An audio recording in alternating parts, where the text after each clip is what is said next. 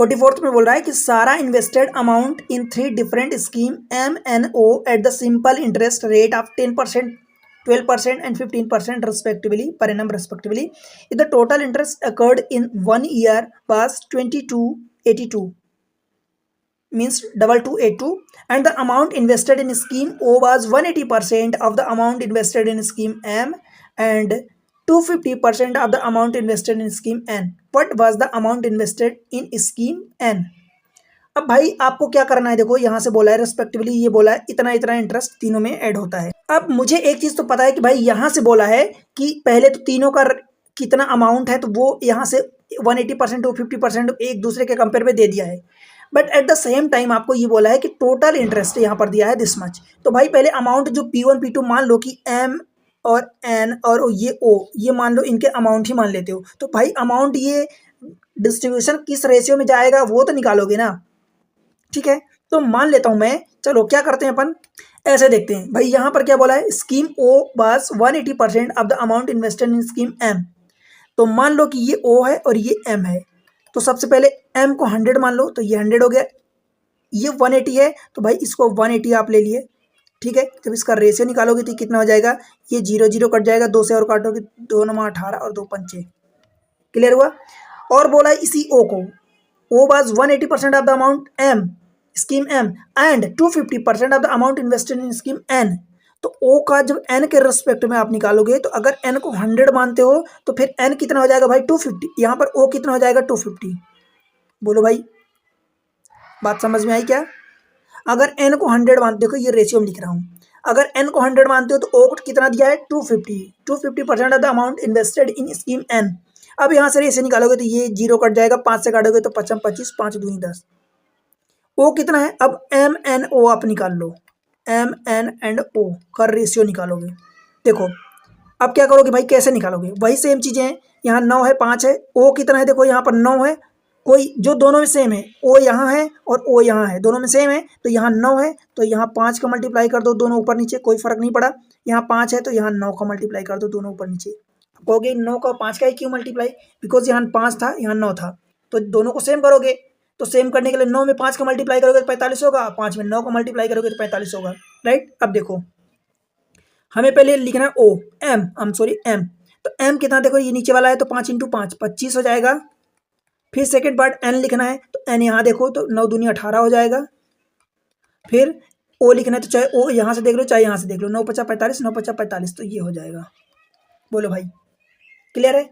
अब क्या करना है बताओ मुझे, अब आप बताओ क्या करना है। देखो करना ये है कि टोटल इंटरेस्ट आपको दिया है 2282, टोटल इंटरेस्ट आपको ये दिया है।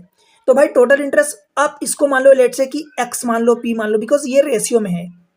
तो पहले वाले में कितना आएगा PRT, पहले वाले में देखो 10%, MNO इनका रेस्पेक्टिवली देखना 10 12 और 15। तो पहले वाले में 25 X PR मतलब 10%, T टाइम 1 साल की बात हो रही है, 1 ईयर के लिए है, तो टाइम को मत लिखो, चलो 1 लिख दो, अपॉन 100 प्लस क्यों, क्योंकि टोटल इंटरेस्ट है। सेकेंड वाले पार्ट में 18x इंटू भाई 12% का ब्याज है, 12% टाइम 1 है तो ये 100। तीसरे वाले में 45x इंटू इंटरेस्ट कितना है 15% का है, टाइम 1 साल का है, अपॉन 100। ये जाके ब्याज आपको दे दिया है 2282। ठीक है। अब मुझे आप एक बात बताओ, मैं x क्यों लिया हूं, कमेंट सेक्शन में मेंशन करो मैं x क्यों लिया हूं यहां पर। कि अब कारण सुनो, पहले आप अपने से दिमाग लगाया करो, क्योंकि भाई यहाँ पर रेशियो दिया था, ये 25 रख देता है, यहाँ पर 18 रख देता, क्या फर्क पड़ता भाई, कोई अननोन रह ही नहीं जाता, किसको किससे काटते, किसकी वैल्यू निकालते। तो ये टोटल जो अमाउंट होगा उसमें से 25 पार्ट M का है, 18 पार्ट N का है और 45 पार्ट O का है। अब देखो यहाँ से आप कैलकुलेट कर सकते हो, देखो x सभी में है तो मैं x को क्या कर रहा हूँ, x और ये अपॉन 100 है, तो x अपॉन 100 ये मैं कॉमन ले रहा हूँ। एक काम करता हूँ, इस 100 को मल्टीप्लाई राइट साइड कर देता हूँ, तो जो भी आएगा राइट साइड कर देंगे, डबल जीरो बढ़ा देंगे। इसको मल्टीप्लाई करो, 250 × 10 कितना हो जाएगा 250, 18 × 12 देखो 12, 18 दाम 180 हो जाएगा, 18 दूनी 36, तो ये 216 हो जाएगा, प्लस 45 × 15 तो 15 × 50 75, करी 7 और 15 × 4 60, 7 67, ये बराबर अब कितना होगा देखो 2282 और ये 00 होगा। 00 क्यों? बिकॉज ये तीनों में 100 है तो 100 राइट साइड में मल्टीप्लाई जाएगा क्रॉस। कैलकुलेट कर सकते हो। 250, 216, 675। देखो 6, 2 8 और 2 10, 10 तो पूरा हो गया। 75 में 25 जोड़ दोगे तो कितना हो जाएगा भाई आपका? ये 1100 हो जाएगा।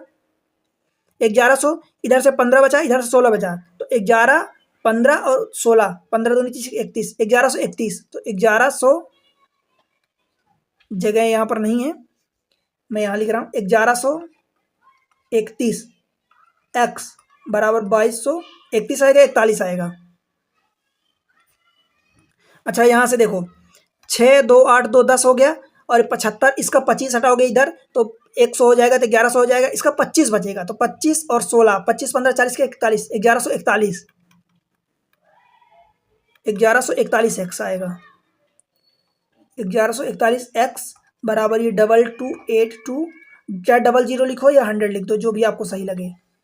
काट पीट कर लो, आपका आंसर आ चुका है। देखो 1141 है, उसका डबल 2282 है, तो 11 इसका डबल करोगे तो 2 टाइम्स हो जाएगा, 2 × 100, मतलब x की वैल्यू 200 हो जाएगी। अब आपसे देखो पूछा क्या है, what was the amount invested in scheme N. N का मतलब भाई सेकेंड पार्ट था, सेकेंड पार्ट में ये एन 18, तो 18x। अब ये निकालोगे, नहीं लिखा रहा, 18x मतलब 3600 हो जाएगा। ये आपका आंसर होगा। बोलो भाई समझ आया, क्लियर हुआ? 3600 करेक्ट आंसर ऑप्शन सी हो जाएगा, बन जाएगा। बताओ देखो आपके लिए एक चीज़ों में मैं इतनी मेहनत कर रहा हूँ, तो भाई आप पढ़ो, सीखो, समझो और एग्जाम क्रैक करो। जिस दिन आप बताओगे कि भाई आपका एग्जाम ये क्रैक हो गया, मैं थोड़ी सी भी मेहनत आपके उसमें सपोर्ट करी है, तो मुझे बहुत अच्छा लगेगा, राइट। चलो अगले क्वेश्चन पर चलते हैं। Question number 45, a sum of 2400 double in 8 year under the simple interest. मतलब क्या बोल रहा है कि भाई 2400 जो था वो डबल हो जाता है, मतलब कि 2p यानी 2 × 2400 हो जाता है कितने साल में? 8 साल में, ठीक है।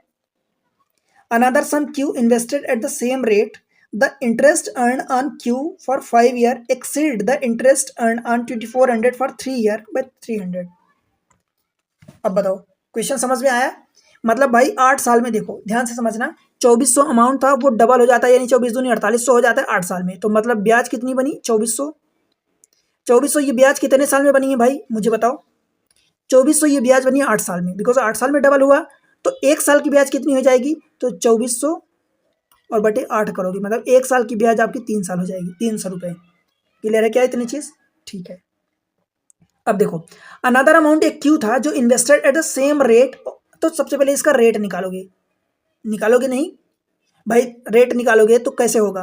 प्रिंसिपल कितना है? 2400। अब ये रहा प्रिंसिपल, देखो तो प्रिंसिपल पी आर मतलब कितना होगा वो आपको निकालना है। टाइम कितना है? 1 साल, अपन RT अपन 100 बराबर ये क्या है? SI है, तो SI तो आपने 1 साल का 300 निकाल लिया, 1 साल का ही है इसलिए टाइम हमने 1 रखा।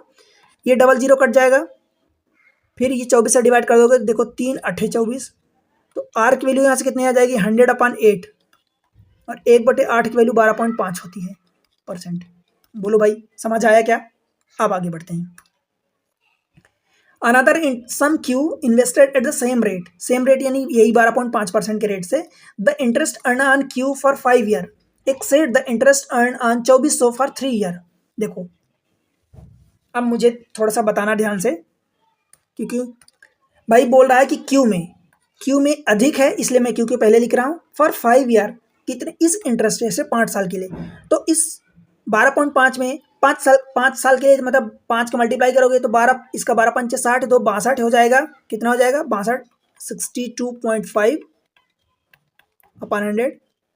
ये टाइम कितने के लिए? 5 साल के लिए, तो मैं मल्टीप्लाई कर दिया डायरेक्ट। क्लियर है? और क्या करोगे?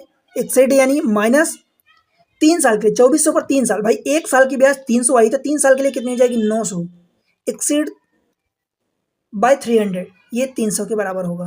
बोलो भाई क्या इतनी बात समझ आई क्या?